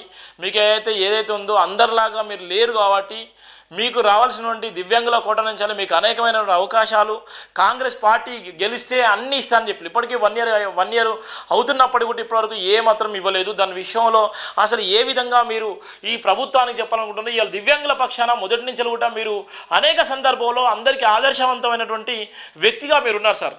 ఇవాళ ఒక కాకతీయ యూనివర్సిటీ ఒక ప్రొఫెసర్గా ఒక అత్యున్నత హోదాలో ఉండి ఎంతోమంది బడుగు బలైన వర్గాల కోసం కూడా మీరు పనిచేస్తున్నారు. ఇవాళ ఉన్నటువంటి నేపథ్యంలో ఇవాళ దివ్యాంగుల దినోత్సవం సందర్భంగా బతుకు భారము చితికి స్నేహం అనేటువంటి ప్రధాన వార్త కూడా రాసినాం ఇక్కడ ఉన్నటువంటి నేపథ్యం. ఇవాళ మీకు రావాల్సిన వాటా ఏంటి, అసలు డిమాండ్ ఏంటి? అసలు ఎప్పుడైనా కానీ ఏ వర్గం అయినా కానీ అభివృద్ధి కావాలంటే మొదటగా రాజకీయ రిజర్వేషన్ అనేది ఉండాలి అన్నగారు సార్. అన్నింటిలో కాంగ్రెస్ ప్రభుత్వం సార్వత్రిక ఎన్నికల్లో తప్పనిసరిగా స్థానిక ఎన్నికల్లో రాజకీయ రిజర్వేషన్ కల్పిస్తామని చెప్పారు సార్. అయితే ఇప్పుడు ఫిబ్రవరిలోనే ఏమో స్థానిక ఎన్నికలు ఉన్నాయి. ఇప్పుడు అమలు చేయకపోతే మళ్ళా 5 సంవత్సరాలు అంటే ఈ టర్మ్ లో కాంగ్రెస్ గవర్నమెంట్ దాన్ని అమలు చేయడానికి ఆస్కారం లేదు. అందుకని అది ఇమీడియట్ గా స్థానిక ఎన్నికల్లో దివ్యాంగులకి తప్పనిసరిగా 5% రిజర్వేషన్ అనేది అమలు చేయాలి సార్. రెండోది ఏంటంటే వాళ్ళ ఉద్యోగ అవకాశాలు అనేవి బ్యాక్లాగ్ పోస్టులు అనేవి సరిగా తీయటలేదు, నింపట్లేదు సార్. దానికి బెస్ట్ ఎగ్జాంపుల్ ఉస్మానియా యూనివర్సిటీ చరిత్రలో ఇంతవరకు బ్యాక్లాగ్ పోస్టులు అనేవి నింపలేదు సార్. కాకపోతే కాకతీయ యూనివర్సిటీలో 2007-8లో మేము చేసిన ఉద్యమాలతోటి అప్పుడు కాకతీయ యూనివర్సిటీలోనే మొట్టమొదటగా నింపడం అనేది జరిగింది. ఇక ఆ తర్వాత నింపలేదు కాకతీయ యూనివర్సిటీలో కూడా. తర్వాత బయట కూడా ఇప్పుడు పెన్షన్ 6,000 చేస్తా అన్నారు, ఇంతవరకు ప్రభుత్వం దాని మీద స్పందించలేదు. అన్ని వర్గాలకే అన్ని వరాలు ఇస్తున్నారు. కాకపోతే ఏంటంటే వీళ్ళు చూడలేరు, అడగలేరు, బయటికి పోలేరు, మాట్లాడలేరు, ఎవరిని మెప్పించలేరు. దాని మూలంగా ఏంటంటే ఈ దివ్యాంగులకి రావాల్సిన ఏ రాయితీలే కావచ్చు, లేదంటే చట్టం 2016 దివ్యాంగుల హక్కుల చట్టం కూడా సరిగా అమలు చేయట్లేదు. దాని ప్రాతిపదికన మన హైకోర్టు కూడా కమిషన్ సపరేట్ గా నియమించాలని చెప్పింది, కానీ ఇంకా దాని మీద ఏం స్పందించలేదు. ఇప్పుడు వాళ్ళు ఎక్కడికైనా పోవాలంటే పోలీస్ స్టేషన్కి పోతే మొదటగా వాళ్ళు పోలీసు వాళ్ళే వైకల్యం పేరుతోటే పిలుపుతున్నారు అన్నట్టు. అట్లాంటి అవమానాలు ఇప్పటికీ అలాంటి అవమానాలు కూడా జరుగుతున్నాయి. గతంలో జపాల్ రెడ్డి అనేటువంటి వ్యక్తి కేంద్ర మంత్రిగా ఇలా తెలుగు రాష్ట్రాలకు ఒక సుపరిచితుడిగా, ఒక అత్యున్నతమైనటువంటి హోదాలో కూడా ఒక దివ్యాంగుడిగా ప్రపంచ స్థాయిని మెప్పించినటువంటి వ్యక్తిగా ఒక పేరుంది దివ్యాంగులకి. అలాంటి సందర్భంలో ఎందరో ఆదర్శంగా ఉన్నటువంటి దివ్యాంగులను ఇవాళ పోలీస్ స్టేషన్లే కాదు ఎక్కడ పోయినా కూడా మిమ్మల్ని వివక్షతను చూపిస్తున్నారు, మిమ్మల్ని మానసికంగానే మిమ్మల్ని ఇబ్బందులకు గురి చేసేటువంటి పరిస్థితి. దాని విషయాలు దివ్యాంగ దినోత్సవం సందర్భంగా మీరు ఏం డిమాండ్ చేస్తున్నారు? ఏం లేదు సార్, ఇమ్మీడియట్ గా కమిషన్ అనేది ఏర్పాటు చేయాలి. వికలాంగుల కమిషన్ అనేది, డిజబిలిటీ కమిషనర్ అనేది చేస్తే ఏంటంటే ఇక్కడ పోలీస్ స్టేషన్ లో వాళ్ళకి సరైన ఆధార భరోసా లభించినప్పుడు వాళ్ళు కమిషనర్ దగ్గర పోవడానికి ఆస్కారం ఉంటుంది. ఇప్పుడు సంక్షేమ శాఖ కమిషనర్ నే ఈ కమిషన్ కి పెట్టడం వల్ల వాళ్ళు ఆ పని ఒత్తిడితోటే దీన్ని పట్టించుకోవటం లేదు వాళ్ళకి. అలా అన్నిటికన్నా మించి ఏంటంటే వీళ్ళు పోయి అడగటానికి కూడా రైట్ ఉండట్లేదు అన్నట్టు. ఇప్పుడు ఉదాహరణకి SC/ST కమిషన్ ఉందంటే డైరెక్ట్ అయిపోతున్నారు, ఏ అధికారి అయినా కానీ ఏమైనా ఇబ్బంది పెడితే ఆడిస్తున్నారు. ఇప్పుడు అట్లా ఇచ్చే పరిస్థితి వికలాంగులకు లేదన్నట్టు. దాని మూలంగా ఏమైపోతుంది అంటే పాపం వీళ్ళు ఎక్కడికి ఎవరి దగ్గరకు పోవాలనేది కూడా అర్థం కాక గ్రామీణ స్థాయిలో ఉన్న దివ్యాంగులు అయితే అసలుకి వాళ్ళు జిల్లా ఆఫీస్ రాకపోవడానికి చాలా ఇబ్బంది. తర్వాత వాళ్ళు పోవాలి అంటే గత బీఆర్ఎస్ ఒక్కసారి వినండి సార్, గత బీఆర్ఎస్ కు ఇప్పుడున్నటువంటి కాంగ్రెస్ ప్రభుత్వానికి ఉన్నటువంటి తేడా ఏంటి, దివ్యాంగులకు చేసినటువంటి మేలు ఏంటి? ఆ 10 సంవత్సరాల్లో కూడా పెన్షన్ కి పరిమితం చేశారు అన్నగారు. ఈ 1 year లో కూడా ఆ పెన్షన్ మాత్రం ఇస్తున్నారు, పాతది. కొత్త పెన్షన్ ఇంతవరకు దాన్ని ఏం మాట్లాడలేదు. మళ్ళా విధానపరమైన నిర్ణయాలు అనేవి ఇవి కూడా కొత్తగా ఇంతవరకు తీసుకోలేదు. ఓకే, ఇప్పుడు ఉన్నటువంటి నేపథ్యంలో దివ్యాంగులకు రిజర్వేషన్ కోటా రావాలి, రిజర్వేషన్ కోటా వస్తే బాగుంటుంది, మేము రాజకీయంగా కూడా మేము పోటీకి అర్హులమే అని చెప్పడానికి మాత్రం మీరు చెప్తున్నారా? తప్పనిసరి అన్నగారు. ఎప్పుడైనా కానీ మన సమాజంలో రాజకీయ అధికార ఇన్ఫ్లుయెన్స్ ఉన్న వాళ్ళకే మిగతా ప్రజలు అనేవాళ్ళు ఏదైనా రెస్పెక్ట్ కానీ ప్రాధాన్యత కానీ ఇవ్వడం జరుగుతుంది. అదే ప్రాతిపదికన వీళ్ళకి కూడా వీళ్ళ జనాభా ప్రాతిపదికన వీళ్ళ రిజర్వేషన్ ప్రాతిపదికన కనుక రాజకీయ రిజర్వేషన్ ఇస్తే అప్పుడు వీళ్ళు కూడా సమాజంలో గౌరవప్రదంగా బతకడానికి ఆస్కారం ఉంటుంది. ఒక్కసారి మీరు అట్నే లైన్లో ఉండి ఒక 2 నిమిషాల్లో ఉన్నత లక్షల సాధ్యంలో దివ్యాంగులను మించిన పరిజ్ఞానవంతులు లేరని డాక్టర్ బరిగల శివ వ్యాఖ్యానించారు. తన చిన్ననాటి నుండి దివ్యాంగులు అనగానే రెప్ప పట్ల గుర్తుకొచ్చే అద్భుతమైన పేరు మాజీ కేంద్ర మంత్రి దివంగత నేత కాంగ్రెస్ పార్టీ సీనియర్ నాయకులు జపాలరెడ్డి అని అన్నారు. అన్ని చట్టాలను రాత్రి అమలు పరుస్తారు.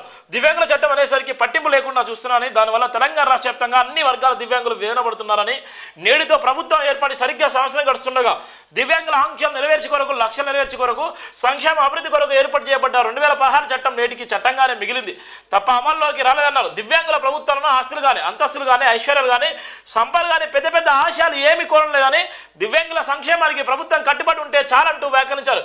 టీఎస్పీఎస్ శాఖలో చైర్మన్తో పాటు సభ్యుల జాబితాలో వికలాంగుల ఆచార్యులకు చోటు లేకపోవడం విడ్డూరమన్నారు. ప్రభుత్వ విశ్వవిద్యాలయంలో ఒక దివ్యాంగ ఆచార్యానికి వీసీ పదవికి ఇవ్వకపోవడం బాధాకరమన్నారు. అన్ని విశ్వవిద్యాలయాల్లో కనీసం ఓఎస్డీ రిజిస్టర్ పదవులనైనా ఇవ్వలేకపోయారన్నారు. సవ్యంగుల దోచుకున్నోడు సల్లంగా ఎక్కడ చూసినా అవినీతి సొమ్ము వందల వేల కోట్ల రూపాయల్లో దోచుకోబడుతుందని అవినీతి నిరోధక శాఖల అధికారులచే పట్టుబడ్డ ప్రభుత్వ ఉద్యోగ సవ్యంగులు గణాంకాలు విశ్లేషణాత్మకంగా ఉన్నాయన్నారు. పోరాడు తెచ్చుకున్న తెలంగాణ దివ్యాంగుల పాత్ర లేదా అని ప్రశ్నించారు. గూడుకు నోచుకోలేని పూరి గుడిసెల బతుకులతో ప్రాణజీవులై పాకులాడుతున్న దివ్యాంగుల పట్ల ఇంత చిన్న చూపు పనికిరాదన్నారు. కనీసం పేరు ఉచ్చరించడానికి నామిషిగా అనుభూతి కలిగే అధికార యంత్రాంగంపై రాష్ట్ర వ్యాప్తంగా తీవ్రమైన విమర్శలు వస్తున్నాయన్నారు. సవ్యంగుల ప్రశ్నించే తట్టుకోగలరు, కానీ దివ్యాంగులు ప్రశ్నించే మూకుమ్మడిగా దాడులేదని గుర్తు చేశారు.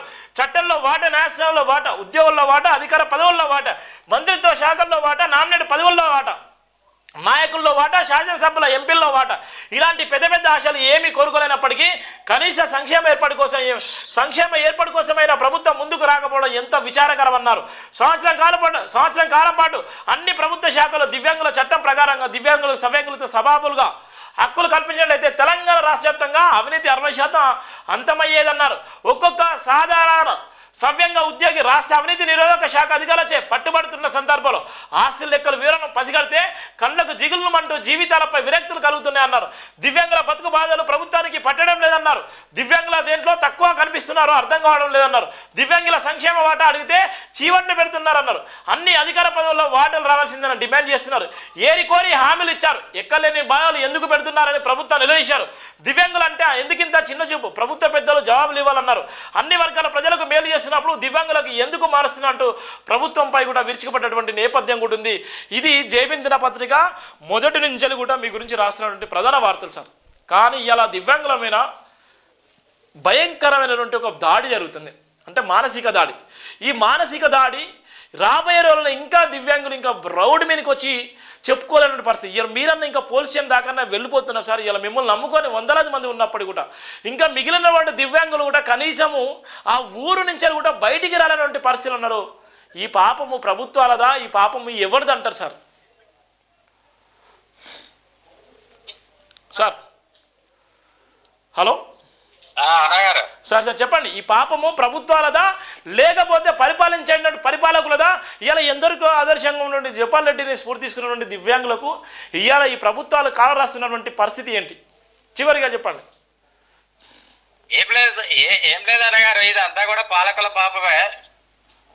ఎప్పుడైనా కానీ వీళ్ళు అధికారంలోకి సార్వత్రిక ఎన్నికలు జరిగేటప్పుడు వికలాంగుల్ని మభ్యపెట్టడం, ఓట్లు వేయించుకోవడం, తర్వాత వాళ్ళనే ఓన్లీ పెన్షన్కి పరిమితం చేసి రాజకీయ అధికారం, పాలనా విధానాల భాగస్వామ్యం కల్పించకపోవడం వల్ల దీని మూలంగా వాళ్ళు ఏంటంటే వాళ్ళకి ఎదగలేకపోతున్నారు అన్న, ఎక్కడే పోలేకపోతున్నారు అన్న. మళ్ళీ అన్నిటికన్నా మించి ఏంటంటే వీళ్ళు ఎక్కడే పోవాలన్నా కానీ సపోర్ట్ తీసుకొని పోవాలన్నట్టు ఇంట్లో వాళ్ళని. గ్రామీణ ప్రాంతంలో ఉన్న వికలాంగుల వాళ్ళ తల్లిదండ్రులే కావచ్చు, అన్నదమ్ములే కావచ్చు, అంతా కూడా 90% పేద కుటుంబాల్లో ఉన్న వాళ్ళే అన్న. వాళ్ళు పని చేసుకొని వీళ్ళని దేశం పోవటం అనేది ఒక ప్రశ్నగా మిగిలిపోతుంది అన్నట్టు. దాని మూలంగా ఏంటంటే వీళ్ళు ఎవరికి చెప్పుకోలేని పరిస్థితుల్లో చాలా కుమిలిపోతున్నారండి. కుమిలిపోయి వికలాంగులు అనే వాళ్ళు ఇప్పుడు ఉదాహరణకి లైఫ్ టైం మనిషికి 80 సంవత్సరాలని ఇచ్చారు ప్రభుత్వ లెక్కల ప్రకారం. ఒక్క వికలాంగుడైనా కానీ 60 సంవత్సరాల వరకు బతికిన వికలాంగులు లేడు అన్నట్టు. మరి అలాంటి పరిస్థితుల్లో వాళ్ళు కుమిలి చనిపోతున్నారు అన్నట్టు. ఇంట్లో ఆధారం లేదు, ఆ స్తోమత లేదు, ఇచ్చే పెన్షన్ అనేది సరిపోదు ఆ దివ్యాంగులకి, వాళ్ళ దాదటానికి తల్లిదండ్రులకి. మళ్ళీ అదే వికలాంగుల్లో మానసిక వికలాంగుల పరిస్థితి అయితే ఇంకా ఘోరాతి ఘోరంగా ఉంటది అన్నట్టు. వాళ్ళని అసలుకి పట్టుకుంటానికి, ఉంచడానికి, తినిపించడానికి ఒక మనిషి తప్పనిసరిగా ఇళ్లలో ఉండాలన్నట్టు. అంటే తల్లి కంపల్సరీగా ఉండాలా. ఉమ్, తల్లి ఉండాలి అంటే తండ్రి పనికి పోతే తల్లి పోకపోతే కుటుంబం గడవదు. కానీ వికలాంగుడి కోసం అట్టనే ఉండే పరిస్థితి ఉంటుంది. అది దశకి పోయిన తర్వాత ఏమైతుందా అంటే వదిలేసి వెళ్ళిపోతున్నారు అన్నారు. ఓకే. ఏ వదిలేసి వెళ్ళిపోతే చివరికి నాకు తెలిసిన ఎంప్లాయర్స్ పిల్లలు కూడా ఉన్నారు, మెంటల్ రిటైర్డ్ పిల్లలు. వాళ్ళు రూమ్ లో పెట్టి తాళం వేసిపోతారు అన్నట్టు ఎంప్లాయర్స్. ఓకే. పోతే పాపం వాళ్ళు నీళ్ళు ఇచ్చే వాళ్ళు, నీళ్లు కాదు వాళ్ళకి తెలియదుగా, నీళ్లు తాగాలని తెలియదు, అన్నం తినాలని తెలియదు. వాళ్ళు మధ్యలోనే చచ్చిపోతున్నారు అన్నాడు. 10-15 సంవత్సరాలకే మానసిక వికలాంగులు అందరూ చనిపోతున్నారు అన్న. పాపం నిజంగా చాలా మంది చనిపోతున్నారు. తెలిసిన వాళ్ళు కూడా చాలా మంది చనిపోయారు పాపం. వాళ్ళు చాలా అంటే గిడిసో వచ్చి వాళ్ళ పేరెంట్స్ నిజంగానే వాళ్ళు రెక్కాడితో డొక్కడం పరిచయ పిల్లలకు పెట్టేటువంటి మెడిసిన్ లేక వాళ్ళు కూలీ చేసుకుంటే బతికేటువంటి సందర్భంలో పిడిస్తేనే కూడా అనేక మంది కూడా చనిపోయిన సందర్భాల్లో మెడికల్ మొత్తం వాళ్ళు మానసికమైనటువంటి వికలాంగులు బాధాకరం. మీరు అన్నట్టుగా 15 సంవత్సరాల లోపు చాలా మంది చనిపోయారు. అట్లా పరిస్థితి ఘోరంగా ఉంది అన్నట్టు. అట్లా బ్లైండ్ వాళ్ళు ఉన్నారు అనుకో, వాళ్ళకి మనిషి లేని పోలేరు. అదే ఆర్తో వాడు ఉన్నాడు 100%, వాడు మనిషి లేని పోలేడు ఎక్కడికైనా. ఇక దాని మూలంగా ఏంటంటే వాళ్ళు ఒక జీవిత ఖైదీలక ఇంటికే పరిమితం అవుతున్నారు. మళ్ళా నార్మల్ క్యాండిడేట్స్ ఇప్పుడు ఉదాహరణకి వాళ్ళు ఫిజికల్ గా ఏదైనా ఒక అవయవ లోపం ఉంటది, కానీ మెంటల్ గా నార్మల్ క్యాండిడేట్ లెక్కనే ఆలోచన దృక్పథం అయినా వాళ్ళ హార్మోన్స్ అయినా పనిచేస్తాయి. ఆ నార్మల్ క్యాండిడేట్ అన్ని చేస్తుంటే వీడు ఏం చేయలేకపోతుండో అని చెప్పి ఆ ఆత్మనిర్భర భావం ప్లస్ మానసికంగా కుంగిపోయి వాళ్ళు మధ్యలోనే చచ్చిపోతున్నారు అన్నారు. ఎనీహో సార్, మేము ఇది సీఎం దృష్టి తీసుకెళ్తాను. మీ సమస్యలు పరిష్కరించే విధంగా జైబీన్ దినపత్రిక, జైబీన్ టీవీ మీ అండగా ఉంటుంది. మీకు ఏదైతే రిజర్వేషన్ వాటా రావాల్సిన వాటా ఉందో మీ వెంట జైబీన్ దినపత్రిక ఉంటుంది సార్. మీ అందరూ కూడా అన్ని సమస్యలు ప్రతి ఒక్కరికి తెలిసినటువంటి నేపథ్యం ఉంది. మీ ఏదైతే కమిషన్ SC/ST కమిషన్ ఏ విధంగా ఉందో దివ్యాంగులు కూడా కమిషన్ ఉండాలని కూడా నేను ప్రభుత్వం దృష్టికి తీసుకెళ్ళడానికి ప్రయత్నం చేస్తాను sir. Thank you so much. మీ వికలాంగుల దినోత్సవ శుభాకాంక్షలు. మీకు ప్రత్యేక ధన్యవాదాలు. జైబీన్ సార్. ఓకే, థ్యాంక్ యూ అరే గారు. ఇక్కడ ఉన్నట్టు చూసారా ఎంత బాధాకరం అంటే పాపం వాళ్ళు ఏం చేసేళ్ళు, వాళ్ళు పుట్టడమే పాపమా, వాళ్ళు చేసుకునేది పాపమా. ఇవాళ కాళ్ళు రెక్కలు ఉన్నాడు అన్ని రకాలుగా తప్పులు చేస్తుంటే ఇవాళ మెడికల్గా మొత్తం టోటల్గా మెడికల్ ఫిట్నెస్ లేకుండా మానసికమైనటువంటి భయంకర పరిస్థితుల్లో ఉండే దివ్యాంగులు సంవత్సరం వచ్చింది, సంవత్సరం కాలం గడుస్తున్నా ఇవాళ కమిషన్ లేదు, ఏది లేదు, ఎక్కడేసిన గొంగడు ఎక్కడుంది, పింఛన్ కూడా 6,000 రూపాయలు పెంచాలి, పింఛన్ కూడా పెంచాలన్నటువంటి పరిస్థితులు ఉన్నాయి. అందుకోసమే దివ్యాంగులను మనం ఎప్పుడు కూడా చిన్న చూపు చూడొద్దు. దివ్యాంగుల పక్షాన ప్రతి ఒక్కరూ నిలబడాలన్నటువంటి ప్రధానంగా కూడా రాష్ట్ర నేపథ్యం కూడా మనం చూస్తున్నాం. ఆరోగ్యమే మహాభాగ్యం. ప్రజల ఆరోగ్య సంరక్షణ ప్రభుత్వం యొక్క బాధ్యతలు. ప్రజలు అనారోగ్యంతో అప్పులపాలు కాకూడదు. రోగం వస్తే ఉచితంగా వైద్యం అందుతుందనే భరోసా ప్రజల్లో కలగాలి. ఆ భరోసాను కల్పించడం మా ప్రభుత్వ లక్ష్యం. నాడైనా నేడైనా విద్యా వైద్యం వంటి కనీస వసతుల కల్పన అనేది కాంగ్రెస్ పార్టీ మొదటి ప్రాధాన్యత. రాజు ఆరోగ్యశ్రీ అయినా ఫీజు రియంబర్స్ అయినా తెచ్చిన ఘనత కాంగ్రెస్ ప్రభుత్వానికే దక్కుతుంది. 6 గ్యారంటీలు ఆరోగ్యశ్రీ కూడా ఒక గ్యారంటీ. అధికారంలోకి వచ్చిన 2 రోజుల్లోనే ఆ గ్యారంటీని అమలు చేస్తూ ఉచిత వైద్య పరిమితిని 5 లక్షల నుంచి 10 లక్షలు పెంచడం. ఉమ్మడి రాష్ట్రంలో 2013లో ప్యాకేజీల రేట్లను పెంచింది కాంగ్రెస్ ప్రభుత్వమే. 11 సంవత్సరాల తర్వాత 2024లో ప్యాకేజీల రేట్లను పెంచింది కాంగ్రెస్ ప్రభుత్వమే. అదనంగా 457.29 కోట్ల ఆరోగ్యశ్రీ కోసం కేటాయించడం. ప్రజలకు మెరుగైన వైద్యం అందాలంటే డాక్టర్లు, నర్సులు సహా అన్ని రకాల సిబ్బంది అవసరం. ప్రజాప్రభుత్వం ఏర్పడిన అనతి కాలంలోనే ఆరోగ్య శాఖలో 7,774 పోస్టులను భర్తీ చేసింది. మరో 6,470 పోస్టులను నోటిఫికేషన్ విడుదల చేసింది. ప్రస్తుతం ఈ పోస్టుల భర్తీ ప్రక్రియ కొనసాగుతున్నటువంటి నేపథ్యం కూడా ఉంది. ఆరోగ్య శాఖ మంత్రి నిన్న ప్రెస్ మీట్ పెట్టి మాట్లాడిన సందర్భాలు ఉన్నాయి. ఒక్కసారి ఆరోగ్య శాఖ మంత్రితో మాట్లాడడానికి ప్రయత్నం చేద్దాం. ఎందుకంటే ఇలా ఉన్నటువంటి పరిపాలన విషయంలో ఇలా ఆరోగ్య శాఖ ఇలా నెంబర్ 1 పొజిషన్లో ఉంది. ఒక పక్కన సీజనల్ వ్యాధులు వచ్చి, ఒక పక్కన భయంకరమైన పరిస్థితులు వచ్చిన తర్వాత, ఒక పక్కన ఎక్కడ చూసినా కూడా ఇలా పేద బడుగు బలైన వర్గాలకు ఆరోగ్యమే మహాభాగ్యంగా ఉన్నటువంటి సందర్భంలో ఇలా ఆరోగ్యానికి నమ్ముకొని ఇలా ఒంటరి పోరాటం చేసి ఇలా ప్రభుత్వాన్ని మెప్పించి, ఆర్థిక శాఖను మెప్పించి, సీఎం గారిని నొప్పించలేకుండా ఇలా ఉన్నటువంటి అనేక మందికి నేను ఉన్నాననే భరోసానిచ్చేటువంటి దామోదర్ రాజనరసింహ ఆరోగ్య శాఖ మంత్రి ఇలా ఎవరు చేయాలన్నటువంటి పరిస్థితి, ఏ శాఖకు జరగలేనటువంటి పరిస్థితి, ఏ శాఖ కూడా తనలాగా పనిచేయాలన్నటువంటి పరిస్థితిలో నిన్న సీఎం రేవంత్ రెడ్డి గారే చెప్పినటువంటి నేపథ్యం. ఒక్కసారి దామోదర్ రాజనరసింహ సార్ని లైవ్లో తీసుకొని మాట్లాడేటువంటి ప్రయత్నం చేద్దాం.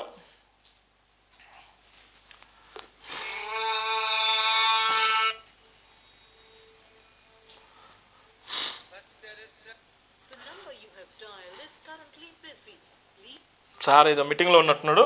నిజంగా చూడండి ఎంత అద్భుతమైనటువంటి నేపథ్యం ఉందో. ఆరోగ్యమే మహాభాగ్యం అనేటువంటి నేపథ్యం. అంటే ఆరోగ్య విషయంలో ఎంత అద్భుతంగా ఉంది. ఆరోగ్యము ఇవాళ లేకపోతే ఇలా ప్రజలు ప్రాణాలతో ఇలా కొట్టుమిట్టే నేపథ్యం ఉంది. ఒక పక్కన ఇలా వైద్యం చేసుకున్నటువంటి అనేక కుటుంబాలకు నేనున్నాననే భరోసాను కల్పించినటువంటి ఏకైక వ్యక్తి ఎవరంటే ఆరోగ్య శాఖ మంత్రి దామోదర రాజనరసింహ సారు.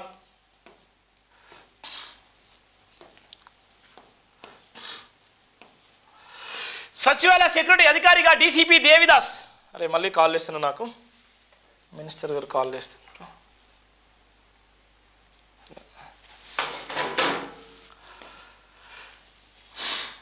చీఫ్ ఆఫీసర్గా దేవిదాస్ నియమించిన హర్షణీయం. సచివాలయ భద్రతను సమర్థవంతంగా నిర్వహించే తీరుగల అధికారి. సోదర సమానంలో డీసీపీని కలిసిన డాక్టర్ బరిగల శివ.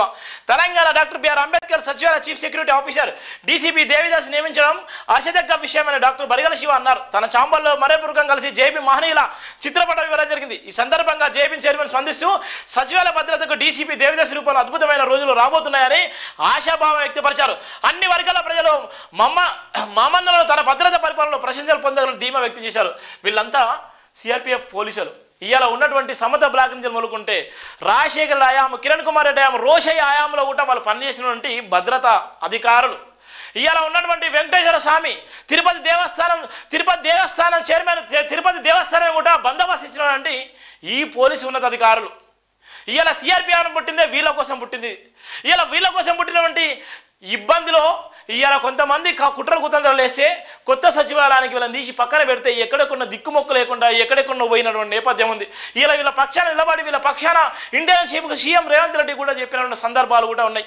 డీసీపీలు అందరూ వచ్చి మన దగ్గరకు వచ్చిన ఒక సందర్భంలో తమ్ముడు మాకు న్యాయం జరగట్లేదు, మేము మాత్రమే భద్రత ఇవ్వగలుగుతాం, వాళ్ళందరినీ కూడా ఐడెంటిఫై చేయగలుగుతాం. ఏ రాజకీయ నాయకుడు ఎట్లున్నాడు, ఏ పొలిటికల్ లీడర్ ఎక్కడి నుంచి వచ్చిండు, ఏ విద్యార్థి సంఘాలు ఎక్కడి నుంచి వచ్చినాయి, వాళ్ళందరూ కూడా మాకు తెలుసు తమ్ముడు అని చెప్పినటువంటి సందర్భంలో వాళ్ళ పక్షాన గత 3 నెలల నుంచి 4 నెలల 4 నెలల అనంతరం వాళ్ళని కలిసి చెప్పినటువంటి సందర్భాలని వాళ్ళందరూ మన దగ్గరకు వచ్చిన సందర్భాలు. ఇవాళ మళ్ళీ వాళ్ళే నెల రోజులైంది. వాళ్ళు ఇవాళ ఉన్నటువంటి సచివాలయానికి వాళ్ళే వెన్నుదన్నుగా ఉండి ఇవాళ సెక్యూరిటీని ఇచ్చి బందోబస్తునిచ్చి ఇవాళ ఎలాంటి ఇబ్బందులు లేకుండా నిలబడ్డటువంటి చీఫ్ సెక్యూరిటీ ఆఫీసర్. ఇవాళ ఉన్నటువంటి ఇవాళ పుట్టిందే వాళ్ళ కోసం. ఇవాళ పోలీసు వ్యవస్థ ఎవరు ఎంత బలంగా ఉంటారో, పోలీసు వ్యవస్థ ఎక్కడ ఎలాంటి అవాంఛనీయ సంఘటన జరగకుండా నిలబడ్డటువంటి పోలీసు ఉన్నతాధికారులు. ఇవాళ వాళ్ళకి ఇలాంటి పదవులు రావడం శుభ పరిణామాలటువంటి సందర్భం. ప్రజాపాలనకు డోకలేదు, ప్రభుత్వానికి ఎదురు లేదు అన్నటువంటి కూడా ప్రధానంగా కూడా చూస్తున్నాం మనం. ప్రభుత్వానికి డోకా లేదు, ప్రభుత్వానికి డోకా లేదు అనేటువంటి ప్రధాన వార్త కూడా ఇక్కడ మనం చూస్తున్నాం. ఎంత భయంకరమైన నేపథ్యంలో ఉందో, ఏ విధంగా మనం ఉన్నామో చూస్తున్నాం. ఇలా ఉన్నటువంటి ప్రజాపాలన డోకలేదు, ప్రభుత్వానికి ఎదురులేటువంటి ప్రధాన వార్త కూడా చూస్తున్నాం ఇక్కడ. ఎందుకంటే నిన్న ఆరోగ్య శాఖ ఇలా సంబరాలు జరుపుకున్నది. రాష్ట్ర వ్యాప్తంగా ఆరోగ్య శాఖ నిన్న సంబరాలు జరుపుకున్నది. ఆరోగ్య శాఖ ఈ నేటితో ఇవాళ ఉన్నటువంటి సంవత్సరం గడిచిన సందర్భంలో ఆరోగ్య శాఖ ఎనలేనటువంటి కృషి చేస్తుంది. అందుకోసమే ఇక్కడ దామోదర్ రాజనరసింహ, ఇక్కడ ఉన్నటువంటి సీఎం ఒకటి బట్టి, ఇక్కడ ఉన్నటువంటి పొన్నం ప్రభాకర్ అన్న వీళ్ళందరూ కూడా ఉన్నటువంటి నేపథ్యం ఉంది.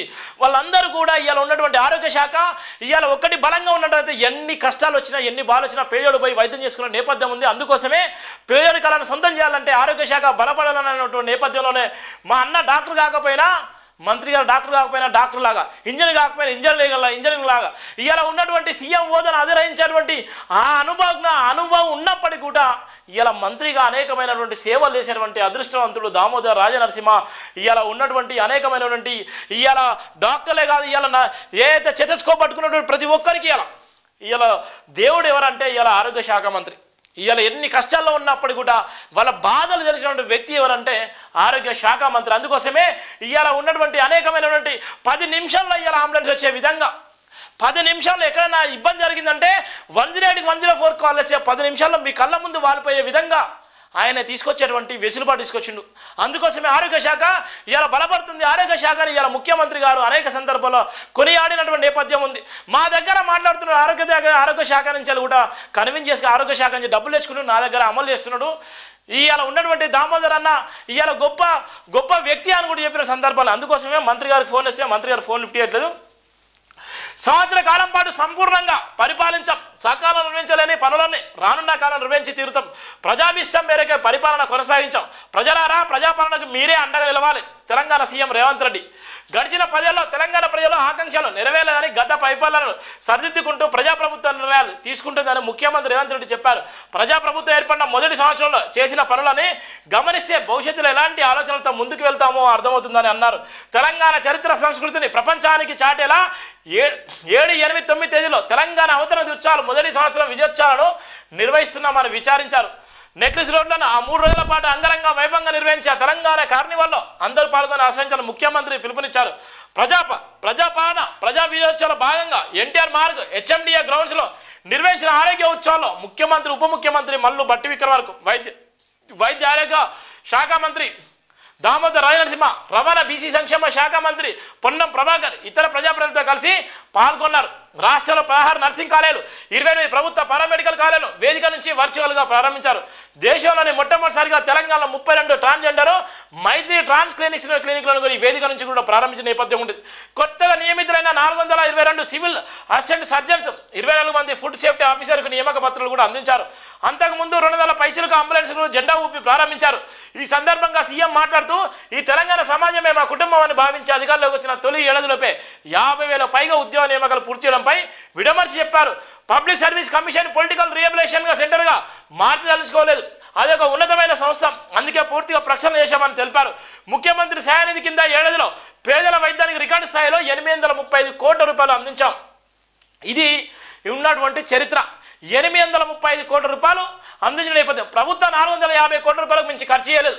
అధికారం చేపట్టిన ఏడాదిలోపే వైద్య ఆరోగ్య శాఖలో 14,000 పైసలుగా నియామకాలు పూర్తి చేయడమే కాకుండా ఆరోగ్య తెలంగాణగా మార్చడానికి సంబంధిత శాఖ మంత్రి ప్రత్యేక చొరవ తీసుకుంటారని అభినందించిన నేపథ్యం ఉంది. చూసినా ఎట్లుందో ఇవాళ ఉన్నటువంటి ఒక డైనమిక్ మంత్రి, ఇవాళ ఉన్నటువంటి ఉమ్మడి రాష్ట్రంలో ఉప ముఖ్యమంత్రిగా ఉన్న నేపథ్యంలో ఉమ్మడి రాష్ట్రంలో కిరణ్ కుమార్ రెడ్డికి సై అంటే సై అన్నటువంటి వ్యక్తి దామోదర్ రాజనరసింహ.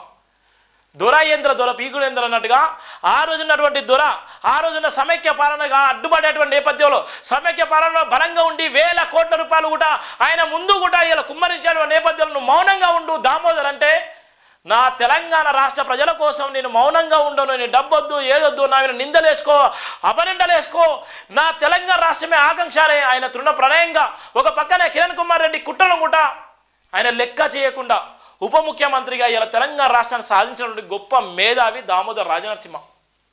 26 సంవత్సరాలకే ఎమ్మెల్యేగా యంగెస్ట్ ఎమ్మెల్యేగా అయిన వ్యక్తి కూడా దామోదర్ రాజనరసింహ.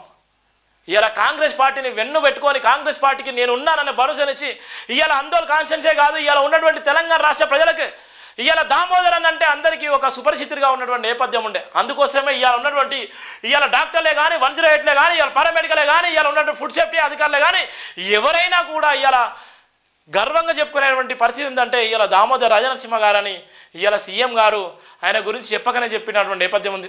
అందుకోసమే ఆరోగ్య శాఖ ఎంత బలంగా ఉందో ఇవాళ మనం చూస్తున్నాం.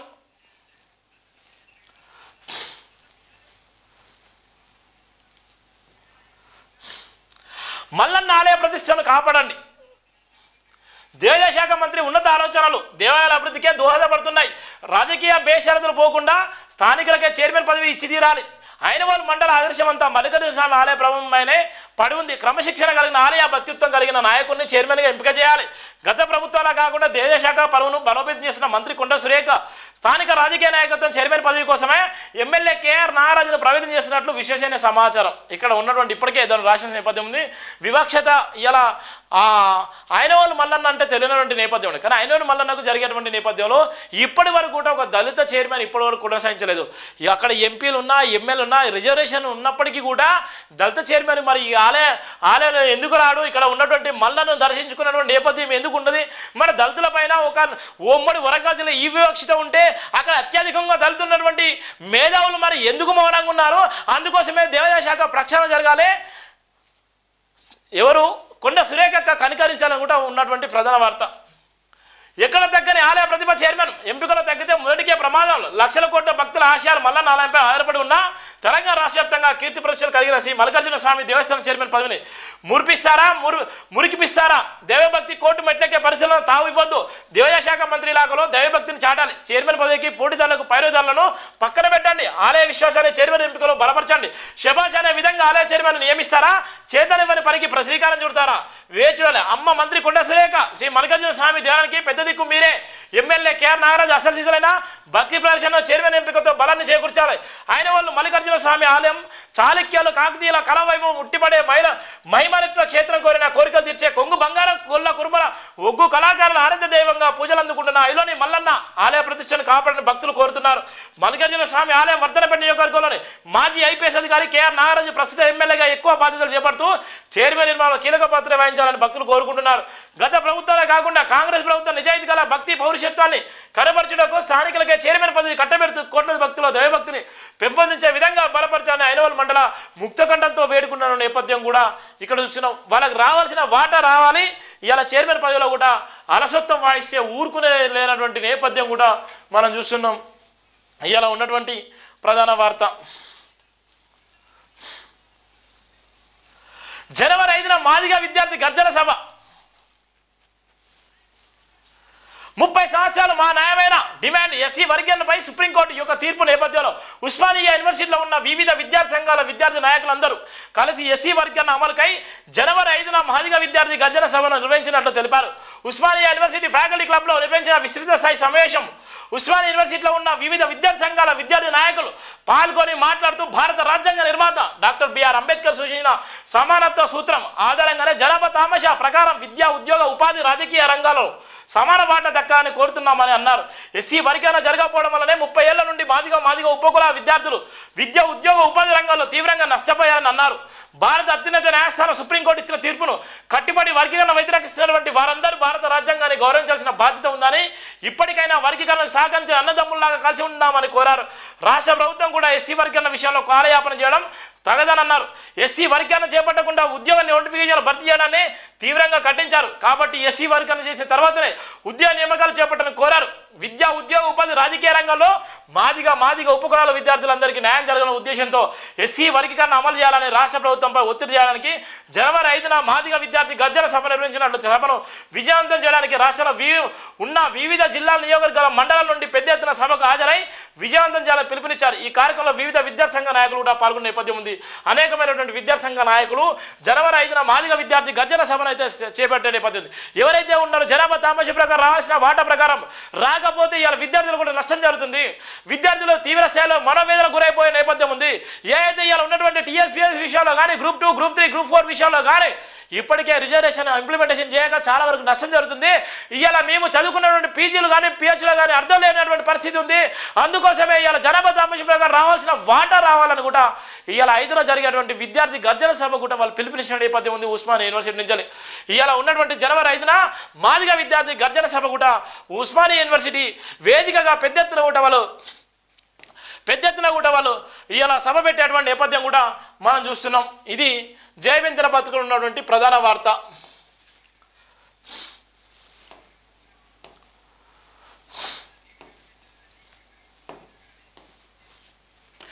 రాష్ట్రానికి ప్రభాకర్ రావు ఈ నెల 10 తర్వాత ఇంటర్పోల్ సాయంతో తీసుకొచ్చే ప్లాన్. స్టేట్ పోలీసుల, కేంద్ర హోం, విదేశాంగ అధికారుల సహకారం. ఇప్పటికే రెడ్ కార్నర్ నోటీసులు జారీ. ఆయన నోరు విప్పితే మరిన్ని విషయాలు వెలుగులోకి. త్వరలోనే పొలిటికల్ లీడర్ల అరెస్టులు. ఎక్కడ అరెస్టులు చేస్తారో ఏమో పాపం. నాపై స్టేట్మెంట్ ఇస్తావా, నీ సంగతి చెప్తా. ఓ ఎస్పీ టాస్క్ ఫోర్స్ డిఎస్పీ వ్యారంపై సిబ్బంది వాగ్మూలం. ధైర్య పథకాలపై భరోసాతో వివరాలు వెల్లడి. తాజాగా ఢిల్లీ లాబింగ్తో కేసు వీక్. కింది స్థాయి ఆఫీసర్లు, కుటుంబాల్లో కలవరం. ఫోన్ ట్యాపింగ్ కేసు సాక్ష్యం బెదిరింపులు. అమెరికాలో ఉన్న ఎస్ఐబి మాజీ చీఫ్ ప్రభాకర్ రావును రాష్ట్రాన్ని తీసుకొచ్చేందుకు ప్రభుత్వం ప్రయత్నాలు చేస్తున్నది. ఈ నెల 10 తర్వాత ఆయనను ఇంటర్పోల్ సాయంతో హైదరాబాద్ తీసుకొస్తారని ప్రచారం జరుగుతున్నది. ఈ మేరకు రాష్ట్ర సర్కారు సైతం సంకేతాలు అందినట్టు సమాచారం. ప్రభాకర్ రావును రప్పించేందుకు రాష్ట్రానికి కేంద్ర సహకారం అందిస్తున్నట్టు సెక్రటరియట్ వర్గాల్లో టాక్. బీఆర్ఎస్ ప్రభుత్వంలో జరిగిన ఫోన్ ట్యాపింగ్ ఇష్యూ సంచలనం సృష్టించిన విషయమే. చీఫ్గా ప్రభాకర్ రావు కీలక పాత్ర పొందినట్టు ఆరోపణలున్నాయి. అందుకే ఆయన అరెస్ట్ చేసి విచారణ ఇస్తే పూర్తి వెలుగులోకి వస్తాయని పోలీసులు భావిస్తున్నారు. విజయోత్సవాల తర్వాత మరింత స్పీడ్. కాంగ్రెస్ అధికారంలోకి వచ్చి ఏడాది పూర్తవుతున్న సందర్భంగా రాష్ట్ర వ్యాప్తంగా ప్రజాపాలన విజయోత్సవాలు నిర్వహిస్తున్నది. ఆ సెలబ్రేషన్ ఈ నెల 9న ముగియనున్నది. వేడుకల సమయంలో ప్రభాకర్ రావును రాష్ట్రం రప్పించడం వల్ల ఉత్సవం మూడిపోతుందని భావించిన ప్రభుత్వం ఈ నెల 10 తర్వాత ఆయన తీసుకొచ్చేందుకు ప్లాన్ చేస్తున్నట్టు సమాచారం. ఈ కేసులో కేంద్ర హోంశాఖ, విదేశాంగ పూర్తిగా సహకరిస్తున్నట్టు ప్రభుత్వ వర్గాల్లో టాకున్న నేపథ్యం ఉంది. ఇది ప్రధానంగా ఉన్నటువంటి వార్తలు. ఇంకా చూడు పాపం ఎంత ఘోరమా. రంగారెడ్డి జిల్లాలో పరువు హత్య, నడి రోడ్డుపై అక్కను చంపిన తమ్ముడు, కలకలం రేపిన మహిళా కానిస్టేబుల్ మర్డర్. ప్రేమ వివాహం చేసుకోవడమే ఆ కారణం. ఎంత దారుణం ఉంది. ఏ జనరేషన్లో ఇలా మనం ప్రేమ వివాహాలు చేస్తున్నాం. ఇలా బుద్ధి ఇచ్చే ప్రకారం వందలాది మందికి ప్రేమ వివాహాలు చేస్తున్నాం. ఇలా కులాలు పోవాలని చెప్తుంటే ఇలా పిచ్చిన కొడుకులు గిట్లా ఆమె కానిస్టేబుల్, ఆమె అంతలో ఆమె బతుకుతూ ఆమె మంచిగా గొప్పగా బతికాల నేపథ్యంలో పోయే కాలం ఏముంది చూడు. పరువు హత్య.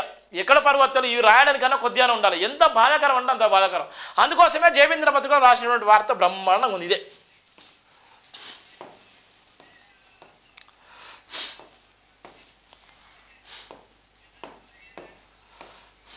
ఇగో అనుకున్నట్టే నా భార్యను చంపేశారు శ్రీకాంత్. ఎవరైతే పెళ్లి చేసుకున్నటువంటి వ్యక్తి ఉన్నాడో, ప్రేమించి పెళ్లి చేసుకున్నటువంటి వ్యక్తి నాగమణి మృతురాలు. ఆమె అనుకున్నట్టే నా భార్యను చంపేశారని ఆయన వాగ్మూలం వచ్చిన నేపథ్యం ఉంది. ఫిర్యాదు చేసిన నేపథ్యం పోలీస్ స్టేషన్లో. చనిపోయిన నాగమణి భర్త శ్రీకాంత్ మీడియాతో మాట్లాడుతూ 8 సంవత్సరాలుగా నాగమణికి మధ్య మా ప్రేమ విషయాన్ని తెలిసి ఇంట్లో వాళ్ళు నాగమణి పట్టించుకోవడం మానేశారు. 2021లో ఆమె కానిస్టేబుల్ ఉద్యోగం వచ్చింది. అంతకుముందు 4 సంవత్సరాలు తన హాస్టల్లోనే ఉండింది. ఆ సమయంలో ఆమెకు కావాల్సిన అవసరాలు తీర్చి చదివించాను. కానిస్టేబుల్ ఉద్యోగం సాధించగా తల్లిని ఆమెకు దగ్గరయ్యారు. నవంబర్ 10వ తేదీన దయాగిరిగుట్టలను పెళ్లి చేసుకున్నాము. పెళ్లి చేసుకున్న వెంటనే పోలీస్ స్టేషన్లో తమకు ప్రాణహాని ఉందని ఫిర్యాదు చేశాము. మేము పెళ్లి చేసుకున్నప్పటి నుంచే మమ్మల్ని చంపుతామని కుటుంబ సభ్యులు బెదిరిస్తూ వచ్చారు. ఈ రోజు అనుకున్నట్టే నా భార్యను వాళ్ళ తమ్ముడు చంపేశాడు. రాయపల్లి నుండి ఆయత్ నగర్ బయలుదేరేసే ముందు నాకు ఫోన్ చేసింది. మా తమ్ముడు నన్ను చంపేస్తున్నాడు అంటూ. ఆ తర్వాత ఫోన్ కట్ చేసింది. వెంటనే మా అన్నయ్యకు విషయం చేరవేశాను. ఆయన వెళ్ళి లోపే రక్తం అడుగులో నాగమణి కొట్టుకుంటుంది అంటూ శ్రీకాంత్ ఆవేదన వ్యక్తం చేసిన నేపథ్యం ఉంది. ఇది ఎంత మూర్ఖత్వం, ఎంత బాధాకరం చూడండి. అరే మీరు మనిషిలాగా పుట్టినప్పుడు మనిషిలా ఉన్నాడు రా. కులం ఏముంది రా బాబు. కులం మతం ఏముంది. ఎవరిని పెళ్లి చేసుకున్నా ఎవరున్నా గదే ఉంటుంది. గదే సిస్టమ్ ఉంటుంది. సిస్టమ్ ఎప్పుడు మారదు. ఇవాళ కులాలు పోవాలి, మతాలు పోవాలి, ఇవాళ మన అందరం పోవాలి అనేటువంటి నేపథ్యంలో ఇవాళ భయంకరంగా పాపం ఆమె ప్రేమించి పెళ్లి చేసుకుని 8 సంవత్సరాల నుంచి వాళ్ళు ఉన్నటువంటి వాళ్ళ ప్రేమ బంధానికి అల్లారు ముద్దుగా ఆయన కానిస్టేబుల్ లక్ష్యంగా చదివిపించుకొని ఇవాళ డబ్బులు పెట్టి గిబ్బులు పెట్టి కూలి పని చేసి 4 పని చేసి ఈ హోటల్లో పని చేసి ఆయన అన్ని రకాలుగా ఇబ్బందులు ఉన్నప్పుడు కూడా ఆమెను గొప్ప సాధించుకొని కానిస్టేబుల్ వేసి 4 సంవత్సరాలు అయినప్పుడు కూడా అత్యంత దారుణంగా చంపేసేటువంటి దౌర్భాగ్యాన్ని పరిచినది. అలాంటి వ్యక్తిని ఎంత చేసినా తక్కువనే సార్ అనేటువంటి నేపథ్యం కూడా మనం చూస్తున్నాం. బాధాకరమైనటువంటి సందర్భం. ఇక రైతన్న అలర్ట్, బి అలర్ట్ రైతన్న. ఈ తూకం యంత్రం వారు చెప్పినట్లు వింటుంది. రిమోట్తో బరువు తగ్గిస్తున్న దళారులు. చూడండి, దళారులు అలా మోసపోతున్నారు. పత్తి కొనుగోలు రైతులకు టోకారా. వరంగల్ జిల్లాలో ఉన్నటువంటి నేపథ్యం. పత్తి కొనుగోలు దళారులు చేస్తున్న మాయ ఇది. ఇటీవల కొందరు రైతులు ఈ మోసాన్ని గుర్తించారు. చిన్న రైతులు రవాణా వ్యయ ప్రయాసాలు భరించలేక పత్తిని గ్రామంలో ధరలకు విక్రయిస్తున్నారు.